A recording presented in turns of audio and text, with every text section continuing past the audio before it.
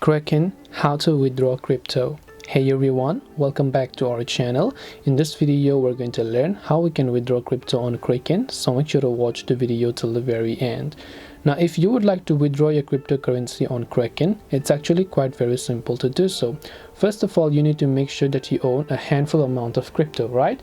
Now after that, what you have to do is you have to make sure to sell that crypto. So in order to sell that crypto, you can simply open up the Kraken application and then you will see this tab of interface where you can simply come to the portfolio tab that you would be able to find here, and you will be able to see a list of cryptocurrencies that you own. So first, make sure that you have some of the cryptocurrencies that you own, and once you select a crypto that you own, you will be able to simply select them, tap on it, and then make sure to withdraw them or sell them for a certain amount of money depending upon whether you have made some profits or not. This way you will be able to withdraw crypto on Kraken. Hope this video was very helpful. If you have got any questions, feel free to also leave them down below.